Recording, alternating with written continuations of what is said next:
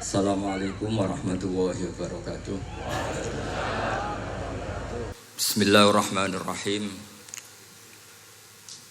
Tabarakalladzi nazzalal furqana ala 'abdihi liyakuna lil 'alamin nadhira.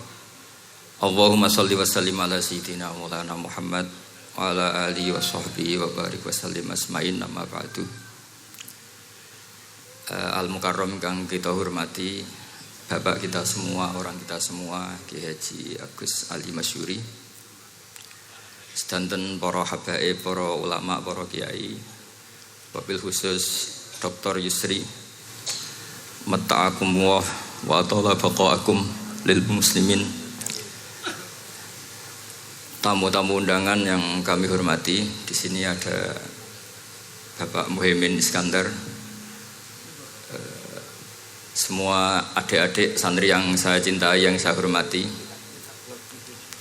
Ini pertama kali saya pakai serban. Insya Allah tidak sampai 1 menit nanti saya copot. Karena untuk gus-gus muda itu ada kaedahnya. Katanya dulu pakai serban setelah bisa baca Wahab. Kalau sekarang enggak, kalau sudah kaji dipanggil abah ya pakai serban. Saya ini santri sarang mulai kecil. Dulu pakai fikih, model usul fikih. Jadi kalau keyakinan Mbah Maimun itu kalau ada santri pakai peci putih itu dimarahin. Katanya beliau, wong desa itu kaji adol Tegal, adol sawah, mbok saingi kedul 5.000. Jadi ngelarani kiai itu, ngelarani wong desa itu dosa kata. Tapi beberapa kiai pakai peci putih karena sunat. Akhirnya saya sudah haji tapi keterusan pakai peci hitam karena mulai kecil diharamkan terus keterusan itu. Pakai serban juga gitu, dulu ada kaedahnya katanya boleh pakai ini harus setelah ini terus keterusan nggak pakai. Tapi ini alhamdulillah dikasih sama Gus Ali, ini saya terima. Nah ini iaro apa tamblik tidak tahu. Teman-teman bahasa Indonesia Jawa bahasa Inggris benar.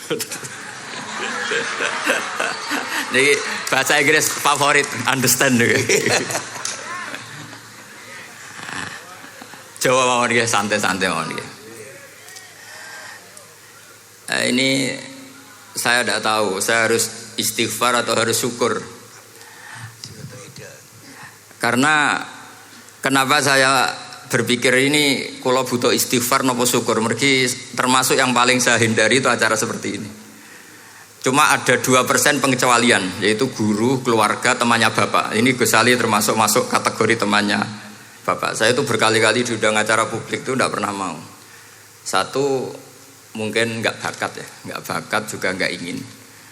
2, saya tidak cukup punya kemampuan untuk menjelaskan konstruksi Islam yang utuh hanya dalam waktu 1 jam. Karena keyakinan saya ngaji itu harus khatam, karena saya ini trauma.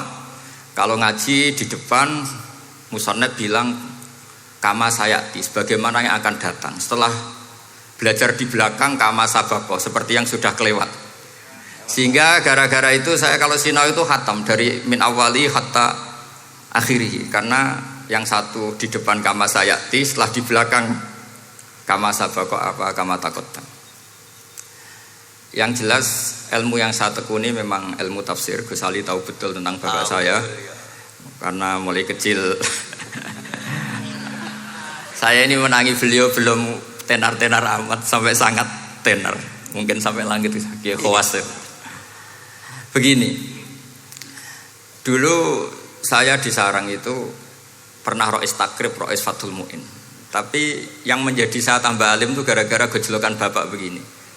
Hak dhisik ana wong imami saking semangate ngapalno hal ataka hadisul ghosiyah Jumat itu, karena dia ingin keren ya pakai surat panjang gitu. Terus dia datang ketika takbir langsung baca Bismillahirrahmanirrahim hal ataka hadisul ghasyiyah. Makmumnya bilang subhanallah. Karena dia agak pede dengan surat yang panjang diganti qul ya ayyuhal kafirun. Makmumnya masih bilang subhanallah. Sampai berkali-kali diganti surat qul hu, ya makmumnya tetap bilang subhanallah. Karena nggak tahu caranya mengingatkan kalau imam itu tidak baca Fatihah. Karena ada satu cara, yaitu kon ngelingno ngangge napa subhanallah. Akhirnya wonten makmum sing nekat ora maca Fatihah.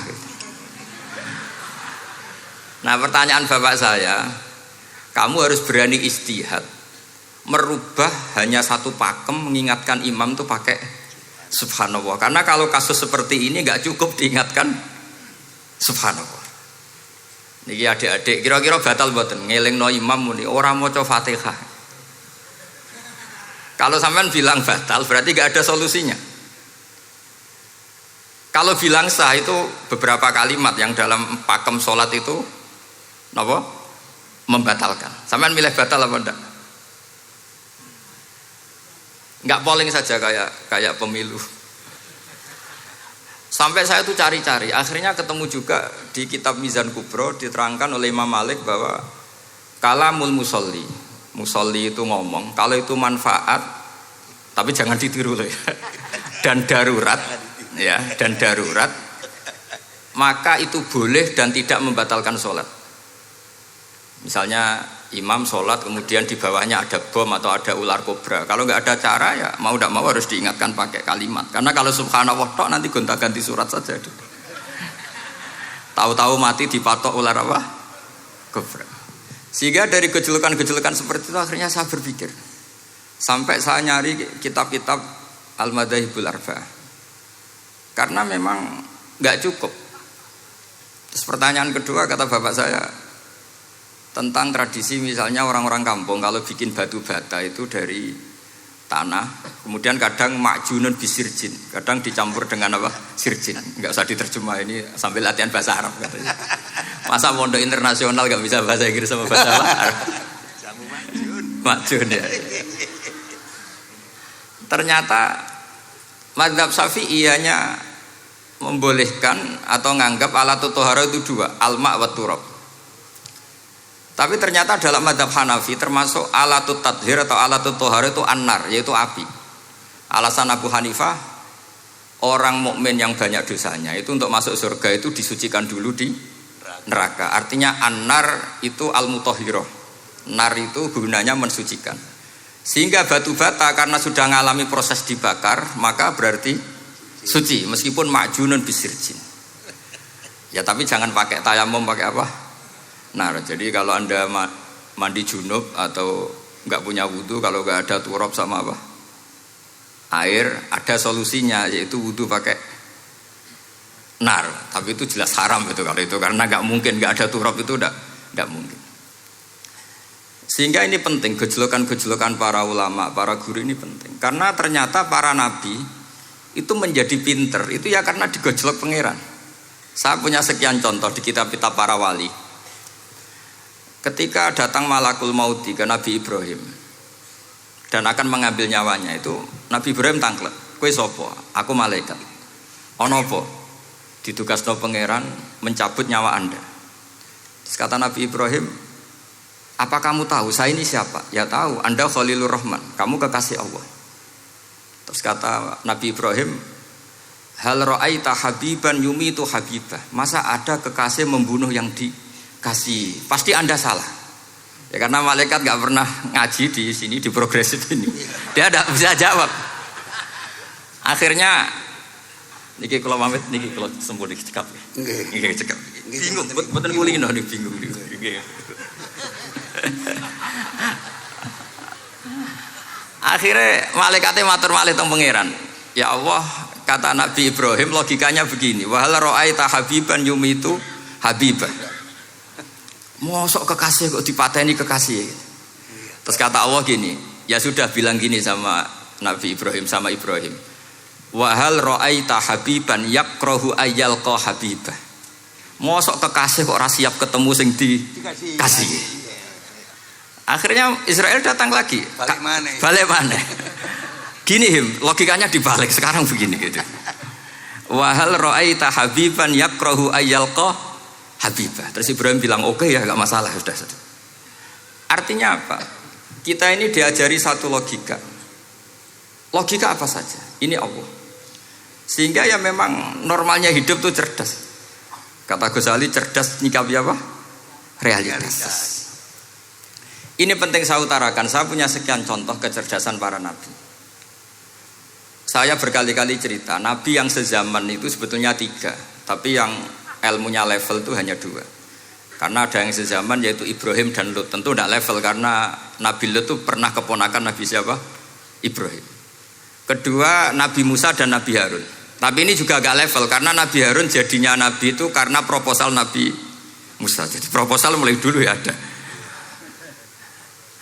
Nah, Nabi Musa kita tahu adalah al-sak. Al-sak itu kalau ngendikan itu lesannya agak cedul ya. Cedul. Ini nanya jejer ke sana. Jadi kalau nggak bisa tanya ya. Bahasa Arabnya pokoknya al-sak, cedul ya. Cedul. Karena masyhur ya kita tahu cerita itu Musa yang kecil itu sebeling. Itu nak digendong Fir'aun itu dijabuti jenggote. Padahal masih kecil. Sesuai Fir'aun curiga dasar Bani Israel. Lama-lama dia memutuskan sepatah ini aja ini jelas darah-darah Israel.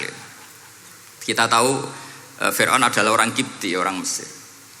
Setelah berkali-kali gitu terus tanya gini sama Asia, ini anak ini sudah bisa mikir, memang dasar Bani Israel jadi gak suka orang Kipti.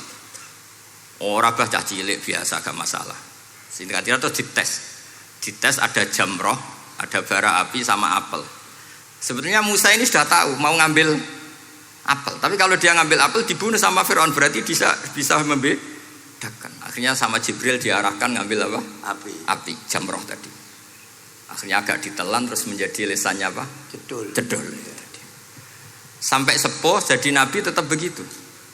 Makanya beliau ngendikan Rabbis shrahli sadri wa yassirli amri wahlul 'uqdatam min lisani yafqahu qawli. Terus proposalnya itu tadi waj'alli waziram min ahli Haruna akhi.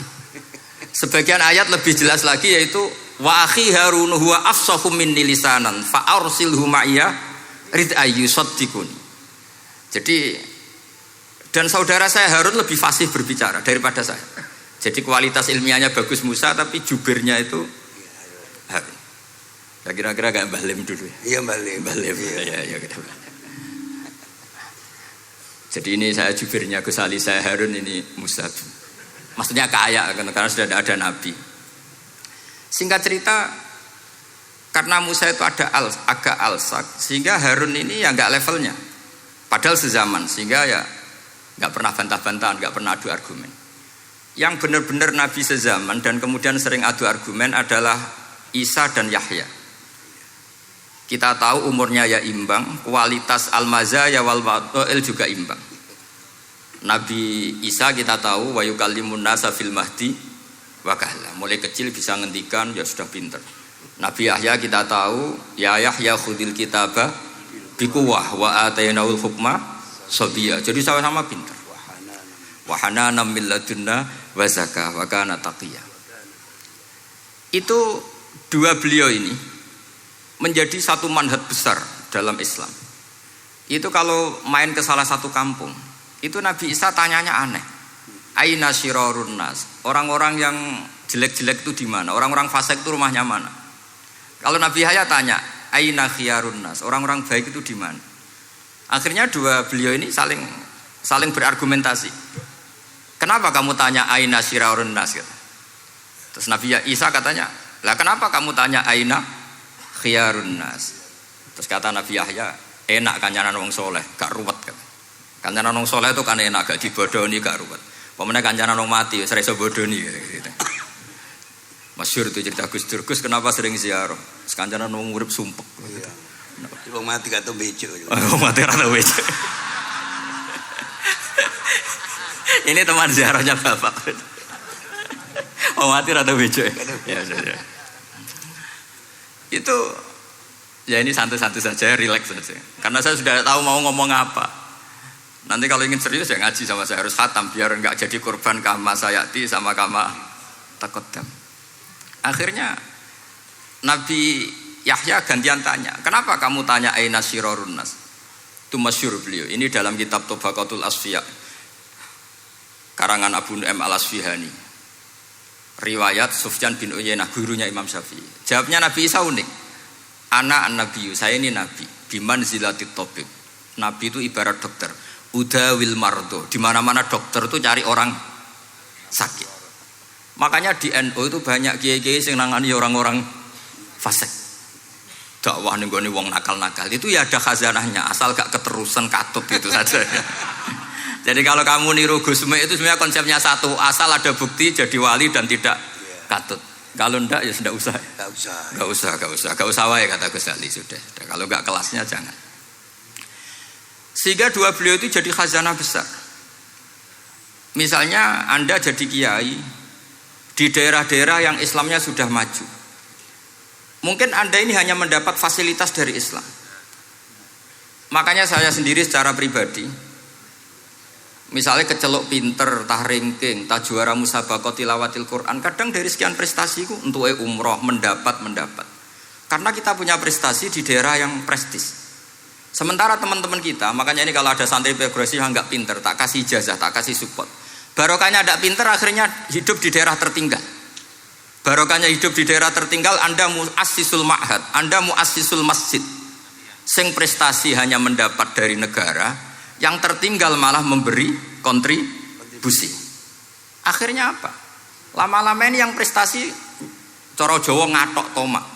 Saya dapat apa? Sementara yang di desa tertinggal, saya bisa memberi apa? Sehingga Allah bikin wong bodoh itu ya ada rencana besar itu kira. Jadi mau orang bodoh itu gak ada orang-orang santri yang hidup di daerah-daerah apa? Tertinggal. Aman golek prestasi, golek umroh. Terus ambisi ngimami Masjid Haram barang. Terus kapan dakwahnya? Karena yang diburu itu mendapat, bukan memberi. Ini bahaya sekali bagi Islam. Sehingga tradisi guru-guru kita, nah santri pinter yo dilem, santri bodoh yo dilem, santri bulet yo dilem, santri setengah bulet ya dilem sekabeh kaulane pangeran. Kok ana hikmahe dhewe-dhewe kata gitu.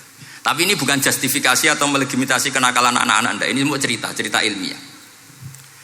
Kemudian ada perdebatan lagi. Dan ini nanti terusannya adalah al-ulama warasatul anbiya. Sayyid Abdul Al-Haddad itu masyhur. Kalau ada orang sowan ditanya, "Kiaimu nak mulang tau nangis?" Mboten nate. Lereni ngaji wek wong ngono iku. Atine atos gitu. Tapi Abdul Hasan Asyadzili kalau ada orang tamu tanya, "Kiaimu nak mulang tau guyu?" Mboten nate. Lereni wong ra iso syukur gitu. Jadi ini dua kutub besar. Siapa yang enggak tahu kewalian Abdul Hasan Asyadzili? Siapa yang enggak tahu kewalian Sayyid Abdul Al-Haddad? Nah ini kalau Gus Ali sudah dua-duanya guyu ya sering, nangis ya sering sudah. Ini sudah makomen, ini sudah. Majma'ul Bahrain kalau dalam ilmu tasawuf. Dan itu mirip perdebatan Nabi Yahya dan Nabi Isa. Nabi Yahya itu happy, hidupnya happy. Kayak bapak saya itu hidupnya happy. Zaman miskin saja gak pernah susah. Gak pernah susah ya. Bapak saya itu khasnya gak pernah susah. Mau meninggal saja masih guyon sama saya. Mau kapundhut tuh seguyon kalian. Ya seneng, ya happy saja. Jadi mirip cerita Jalaluddin Ar-Rumi. Beliau mau kapundhut, muridnya nangis semua, marah-marah dia. Kamu murid-murid yang bodoh. Saya ini mau ketemu kasih kamu tangisi. Ayo joget semua. Makanya kalau ada orang mati kok ceria itu karena mazhab Jalaluddin apa? Ar-Rumi. Masyhur itu. Ini malam pengantin saya, kenapa kamu nangis? Makanya jadi mitos kalau mimpi jadi manten tuh mau mati. Karena kalau Jalaluddin Rumi istilahkan kematian itu adalah pengantin. Umar bin Abdul Aziz, salah satu khomisul khulafa masyhur itu. Ketika mau kapundhut orang nangis semua juga dia marah. Memangnya saya mau kemana kok kamu tangisi? Ila khairi madhubin ila khairi rahimin, ila arhamir rahimin. Timbang kumpul kon sumpek. Atok mati katanya. Memangnya saya mau kemana? Ila khairi madhubin ila, ke zat yang terbaik yang kita tuju. Ini mirip Nabi Yahya. Sehingga Nabi Isa koclok, mali aroka dohikan ka'annaka ta'manu min makrillah. Kamu kok sering senyum, sering guyu, ngakak-ngakak. Seakan kan kamu tuh tidak pernah akan kena siksa. Nabi Yahya gantian balas, mali aroka abisan ka'annaka taqnatu min rahmatillah. Lah kamu merengut terus koyo ora ono rahmate pangeran saja. Ini terus jadi madzhab antara Abdul Hasan Asyadzili dan Sayyid Abdul Al-Haddad. Sayyid Abdul Al-Haddad juga diikuti banyak kiai.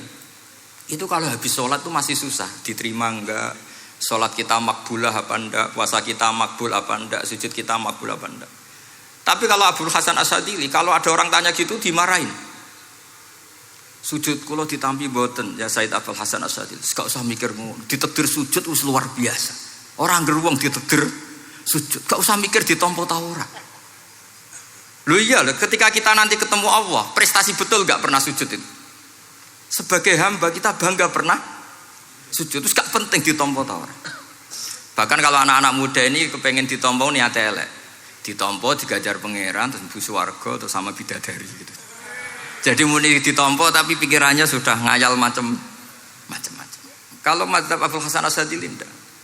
Sehingga kitab hikam, kita tahu kitab hikam itu adalah dikarang Ibnu Athaillah As-Sakandari, dia muridnya Abdul Abbas Al-Mursi, dan ini terus muridnya Abul Hasan Asyadzili. Itu cerminan Syadziliyah murni. Ya saya ulang lagi, itu cerminan Syadziliyah murni.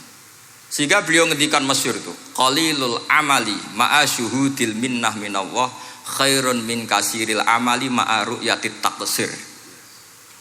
Jadi amal sedikit tapi yakin itu anugerah Allah, lebih baik beramal banyak tapi masih merasa salah karena ra ono syukure. Makanya bapak saya Gus Ali ana wong abangan gelem salat, gak tahu gak disahno sah terus. Ketika ada orang fikih marah-marah tapi rubuh gedang, wes rubuh gedang lah, pokoknya sah terus. Pokoknya sah terus. Ini sangat-sangat sadili berarti. Ini penting saya utarakan supaya khazanah kita itu tidak pernah habis. Karena al ulama warasatul anbiya. Nabi tidak ada warosati, tapi warasatul anbiya. Sehingga semua watak para nabi sebelum Rasulullah Shallallahu Alaihi Wasallam itu semua tercermin pada umatnya Rasulullah Shallallahu Alaihi Wasallam. Cerita paling terkenal tentu Asra Badrin. Tawanan-tawanan perang Badarin mau diapakan? Rasulullah istasyara Abu Bakrin. Terus kata Abu Bakar, itu keluargamu ya Rasulullah. Hum ashiratuka, hum aqaribuka. Ya maafkan saja. Terus ditanya Umar, menurut kamu gimana Umar? Itu kan orang-orang yang ngusir engkau ya Rasulullah. Yang dulu ingin membunuh engkau, sekarang ketangkap ya bunuh, kok repot. Apa kata Rasulullah? Masaluka ya Abu Bakrin kamasali Ibrahim isqala faman tabi'ani fa innahu minni wa man asani fa innaka ghafurur rahim. Sing prestasi ya alhamdulillah, sing ra prestasi semoga-moga pangeran akeh sepurane. Sudah gitu ya cara Gus Ali ya sis ngono kok repot. Wa masaluka ya Umar kamasalin nuh isqala rabbil la tadzar alal ardi minal kafirina dayara, sudah habisi saja ning donya kok kafir. Tapi anehnya apa? Rasulullah akhudha bi madzhabi Abi Bakar. Nabi mengambil pendapatnya siapa? Abu Bakar. Karena Nabi kena khitab anit tabi millata Ibrahim hanifah. Akhirnya terus keterusan. Akeh kiai NU nek ana umat salah dibarno nganti ra roh nak salah. Makanya kenangan saya sama Mbah Sal Mahfud karena beliau itu sepupu sama Mbah saya di Israel itu. Kata Mbah Sal gini, "Hak umpama pantes," kata beliau ini, "umpama pantes, pondok-pondok itu tak sertifikat." Kenapa, Mbah? Lah ya akeh kiai gondrong muridé kol gondrong kabeh terus kadang rapati salat jare diulang kali jogo. Engko neng kali-kali golek Nabi Khidir gak tau ngaji. Lah ngene ku nak ditakoki afiliasine kok NU gitu. Mau disertifikat, dadi distandarkan. Pokoknya anggar gak ana takribe ya ora NU gitu. Karena nanti kalau gak disertifikat ini terus khayal-khayal macam-macam ini rata-rata kan afiliasinya juga ngeklaim NU. Padahal ya itu tadi, jadi diulang kali jogo langsung diulang macam-macam. Ini penting saya utarakan karena standarisasi ini penting. Caranya gimana? Kita harus sebanyak mungkin baca khazanah Islam. Makanya Imam Ghazali, kayak apa pinternya Imam Ghazali? Beliau di akhir kitab Ihya ngendikan wa alaika bimudawamati mutalaati kitab khilyatil auliya wa tabaqatil asfiya. Sehingga kita akan punya khazanah yang luar biasa. Saya punya banyak tentang kearifan ya para ulama-ulama dulu. Di antaranya dulu saya sering diceritain bapak tapi gak paham, tapi setelah saya ngaji lama-lama paham. Beliau pernah didhawuhi Badullah gini, Nur dhisik ana wong salat 2 rakaat, terus syukur akhirnya salat lagi sampai 4 rakaat. Saking syukurnya salat lagi sampai 6 rakaat. Seterusnya sampai 1000 salat. Kita tahu itu Sayyid Ali Zainal Abidin. Jadi dia menambahkan sholat itu karena iskon lillah, wa syauqon lillah, mahabbatan lillah. Bukan kayak kita, karena ingin sholat 1000 rakaat dibagi sekian menit terus kenanya 2 jam. Jadi kayak kita tarawih lah 20 menit, 20 rakaat dibagi sekian kenanya 7 menit. Pentingnya apa? Meskipun kita tidak akan ngalami seperti itu, tapi kita menjadi tahu ketika Rasulullah SAW ngendikan wa qurratu aini fis shalah. Bahkan Nabi kalau banyak masalah Itu Nabi yataradad, mutaraddidan di dalamnya. Setelah mutaraddidan agak panik, Nabi tanya gini sama Aisyah, Aina Bilal, Aina Bilal. Bilal kemana, Bilal kemana? Setelah Bilal notok, tok tok tok tok, ya Rasulullah as-sholat. Arifna ya Bilal, arifna ya Bilal. Saya kasih istirahat ya Bilal, saya kasih istirahat. Karena roh dunya, roh politik, roh kebudayaan, roh dulur bulet kabeh. Sing ra bulet mok sitok hubungan ambek Allah Subhanahu wa taala. Maka disebut as-sholat rohatul mukmin. Apa yang terjadi? Ashabu Rasulillah ketika Sayyidina Umar ditusuk oleh Abu Lulu al-Majusi, tentu pakai kira-kira ya panah yang kayak pancing. Jadi kalau sudah dimasukkan kadu cabut itu sakitnya minta ampun. Apa kata Umar? Nanti cabut ketika saya sholat. Karena sekali sholat dan setelah itu dicabut nggak terasa. Ya, kalau sholat kita ada nyamuk ya sudah. Ini penting saya ceritakan sampai ada wali ditawarin Allah, silahkan masuk surga, tanya ya Allah di surga ada sholat enggak? Kalau tidak ada sholat enggak lah katanya. Karena dia enggak bisa membayangkan nikmat tanpa sholat. Sehingga penting sekali kekaguman-kekaguman ini. Ketika Sayyidina Umar wafat, di antara yang pertama ditanyakan adalah yang bunuh saya siapa? Itu Hulamul Mughirah, Abu Lulu al-Majusi. Beliau spontan langsung ngendikan gini, Alhamdulillah alladzi ja'ala maniyati biyadi rajulin lam yasjud laka sajdatan tuhajuni biha yaumal qiyamah. Matur nuwun Gusti, saya dibunuh oleh orang yang enggak pernah sujud. Kalau saja dia pernah sujud, saya tidak berani maksudkan dia. Jangan-jangan sujud itu engkau terima kemudian dia min ahlil jannah. Kayak apa pentingnya kenangan sujud? Rasulullah juga pernah ngendikan nanti kalau dunia sudah ruwet, as-sajdatul wahidatu khairun minad dunya wa ma fiha. Satu sujud lebih baik ketimbang dunia seisinya. Karena itu kelayakan kita sebagai hamba. Makanya Abu Hasan Asadili ngendikan, sudahlah kafal amilina jazaan an radiyaka laka ahlan. Sudah ditakdir ngamal sudah harus syukur. Kok mikir ditompo ta ora usah, gak penting. Itu madzhab Abu Hasan apa? Asy'ari. Dan itu ditiru para kiai-kiai kita. Madzhab Said Abdul Haddad juga ditiru kiai-kiai kita. Sehingga sedekah Rasulullah ketika ngendikan al ulama warasatul anbiya. Ini penting saya utarakan karena khazanah kita biar tetap kaya. Makanya masyhur dalam Manaqibul Ghazali kita tahu Imam Ghazali itu orang yang luar biasa, pengarang Ihya. Saya punya banyak karangan beliau, Al-Arba'in Al-Usul. Tapi yang paling saya cintai tentu Ihya, kitab Mustasfa, kitab Qawaid Fikih itu Usulul Fikih. Manaqibul Ghazali adalah Rasulullah pernah jejer Nabi Musa. Terus Rasulullah ngendikan ulama ummati ka anbiya'i Bani Israel. Terus kata Nabi Musa, yang benar saja, masa ulama kok kapasitasnya kayak Nabi, apapun hebatnya itu enggak mungkin lah kapasitasnya kayak Nabi. Terus kata Rasulullah, ya sudah buktikan saja. Terus dipanggillah Imam Ghazali. Ketika dipanggil, ini katanya Ghazali katanya. Ditanya sama Nabi Musa, siapa namamu? Ana Muhammad bin Muhammad al-Ghazali at-Tusi asy-Syafi'i. Mau jawabnya panjang. Terus kata Nabi Musa, kecangkeman gitu, cara wong Jawa itu kecangkeman, ditakoki jeneng kok jawabnya kakean ya. Terus kata Imam Ghazali, ya lumayan saya. Jenengan ditanya Allah sing ya'lamus sirra wa akhfa saja jawabnya kelebihan gitu. Apa itu kata Nabi Musa? Wa ma tilka bi yaminika ya Musa. Qala ya asaya atawakkau 'alaiha wa ahusyu biha 'ala ghanami wa liya fiha ma'aribu ukhra. Jadi Nabi Musa ditanya, sing mbok gawa iku apa ta? Ini tongkat saya, tak pakai ini, tak pakai ini, tak pakai ini. Jadi masih banyak kelebihan jenengan timbang saya. Akhirnya fa'aqarra Nabi Musa ini ikrar bahwa benar-benar ulama Rasulillah itu keambiai Bani apa? Israel. Jadi khazanah-khazanah kecerdasan gini ini penting. Sehingga ketika ada kemacetan fikih, ada kejumudan fikih, tugas kita adalah memecahkan kejumudan itu. Misalnya begini, ini yang sering dilakukan Bapak saya dan Gus Ali. Kancanan wong fasik hukumnya piye? Ya ora oleh, wong kok kancanan wong fasik. Tapi kalau dibalik, bina wong fasik boleh ndak? Boleh. Syaratnya bina kudu ngancani. Jadi dibelokkan gitu aja sudah rubah. Hadza huwal fiqh. Yang dikatakan fikih ya seperti ini. Tapi orang-orang yang enggak ngerti detailnya fikih, apalagi usul fikih, fikih itu menjadi rumit. Makanya ahli sunnah itu luar biasa. Ada orang mati karena narkoba atau karena apa itu? Oplosan. Itu kiai cokre. Itu kiai alim biasa datang. Itu ya biasa mempersaksikan, nggih mayite sae nggih. Nggih. Padahal orang itu enggak percaya ini orang mati cokre kok apa? Sae. Padahal dia di kiainya bilang gini, wis sae saiki wis iso nakal katanya. Maksudnya sae sudah mengakhiri semua kenakalannya lewat apa? Lewat kematian tadi. Karena itu doa Rasulullah. Rasulullah itu kalau ngedikan itu luar biasa. Allahumma ij'alil hayata ziyadatan li fi kulli khairin wal mauta rohatan li min kulli syarrin.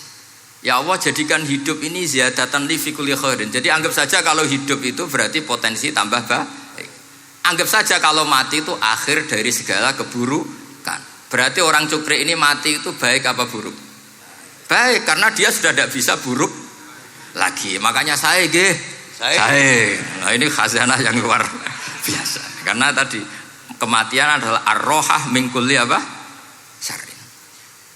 Nah, ini sesi kedua, mungkin ini tinggal seperempat jam atau setengah jam. Saya ini karena biasa ngomong lama. Saya mau menerangkan kalimat tauhid.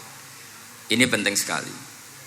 Kalimat tauhid itu kata Ibnul Qayyim Al-Jauziyah dalam kitab Zadul Ma'ad. Ini kitab kesayangan Sayyid Abdul Al-Haddad.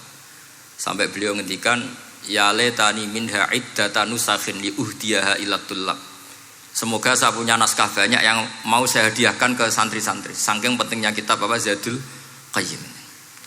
Itu beliau mengartikan la ilaha illallah itu luar biasa. Kalimat ini adalah kalimat super. Allah bikin surga juga demi kalimat ini. Siapa yang menerima kalimat ini maka masuk surga. Yang menolak kalimat ini maka dimasukkan neraka. Kita tahu neraka itu kalau ada batu dicemplungno, itu sampai ke bawah itu nunggu 70 tahun. Kayak apa kedalamannya? Bego siapa saja tidak akan bisa itu bikin apa? Neraka. Karena kalau batu dijatuhkan nunggu 70 tahun itu sampai kok riha. Itu dibikin juga untuk orang yang menolak la ilaha illallah. Kemudian karena manusia butuh latihan, dibikinlah langit dan bumi supaya didiami manusia untuk menerima konsep la ilaha illallah. Karena manusia butuh pelatih, diutuslah para rasul untuk melatih la ilaha illallah.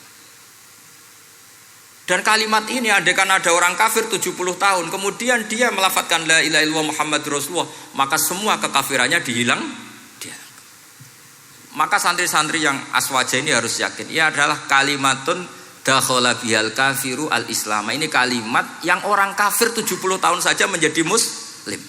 Tapi sekarang banyak gerakan dengan kalimat yang sama malah orang Islam menjadi kafir. Itu kira-kira kelompok aneh napa mboten? Hanya karena la ilaha illallah banyak kelipatok dihukumi kafir. Gara-gara la ilaha illallah pitung dina diarani kafir. Wong kalimat ini sing kafir wae dadi mukmin. Sekarang dengan kalimat yang sama yang mukmin jadi kafir. Ini apa-apaan? Kira-kira gitu. Cara madzhab ini apa-apaan? Ini penting saya utarakan. Jadi kepastian tauhid.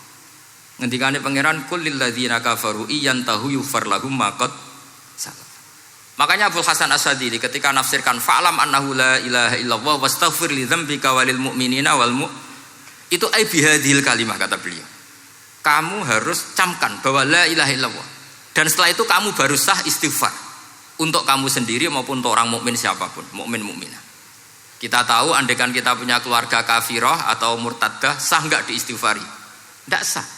Tapi sefasik apapun asal dia min ahli tauhid maka sah diistighfari karena fa'lam annahu la ilaha illallah wastaghfir lidzambika walil mu'minin. Jadi sahnya mengistighfarkan orang lain hanya dengan satu syarat yaitu dia min ahli la ilaha illallah Muhammadur Rasulullah. Sehingga dalam cerita-cerita kewalian, dan ini saya percaya cerita ini karena saya pernah menemukan di Musnad Ahmad, saya menemukan di Ithaf syaratnya Ihya, juga di kitabnya Said Muhammad Abu Abdul Farad itu. Dulu itu ada wali yang tukang bikin Istanbul itu. Pernah dengar tuh Istanbul itu yang Quran kecil itu. Kalau sekarang kan dibikin masif, mau 5.000-an. Ya. Kalau dulu masih asli. Itu Kiai Sarbini itu kayak Mbah Khalil Bangkalan. Jadi karena dia orang penting itu, nak diundang orang itu, ya engkau nak ditakoki pangeran muni rombongan. Jadi kayak Mbah Khalil juga Mesir gitu.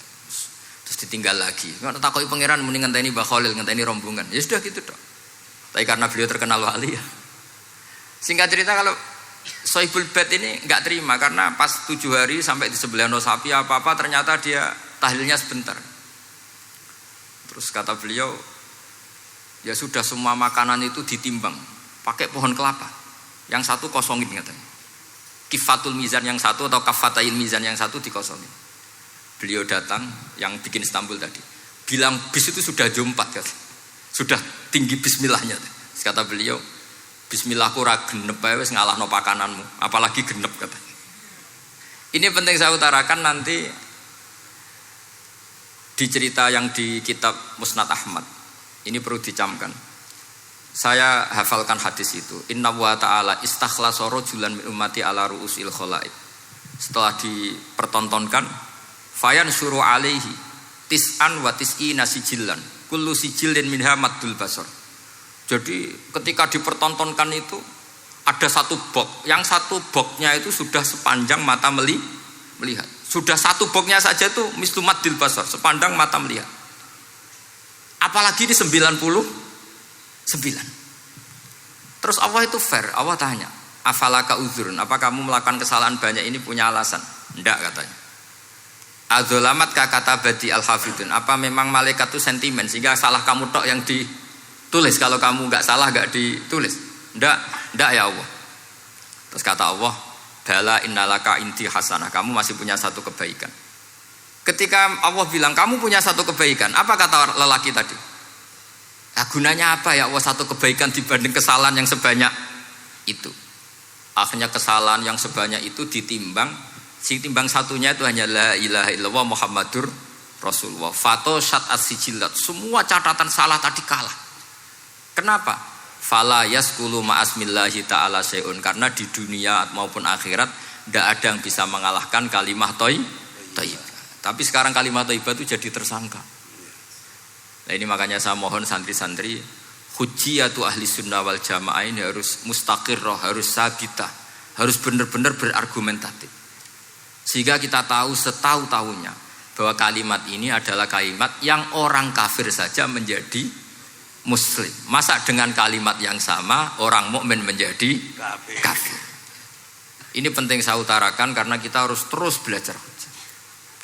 Caranya gimana? Ya diantaranya tadi belajar kitab Ihya, beberapa kitab. Sehingga khilaf-khilaf fikhiyah, meskipun kita tidak bidangnya misalnya, itu tetap punya kualitas yang luar biasa.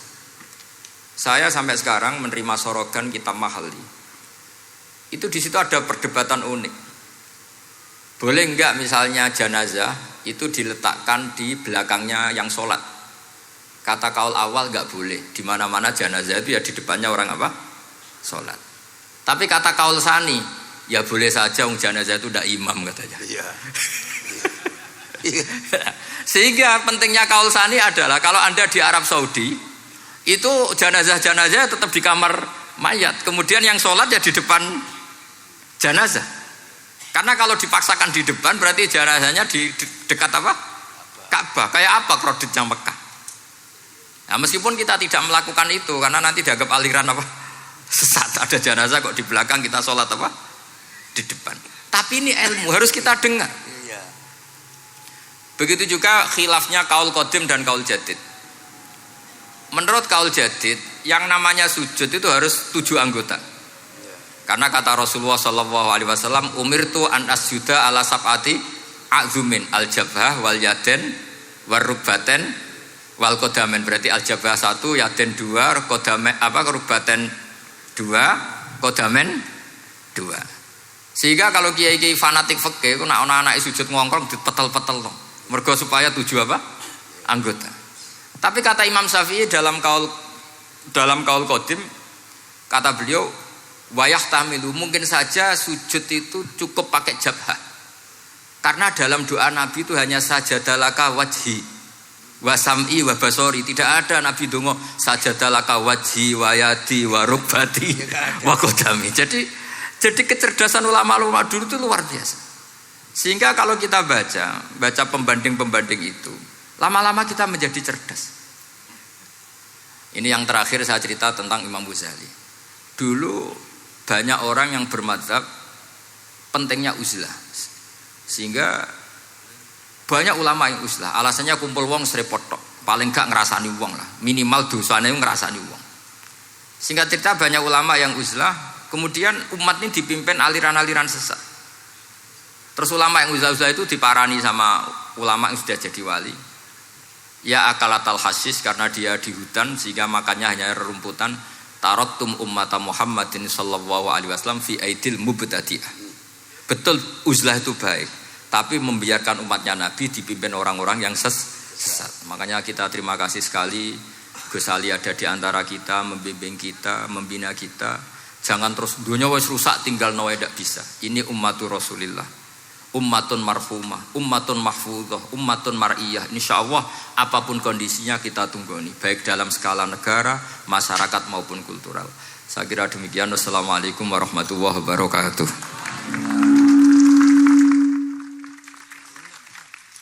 Ampun.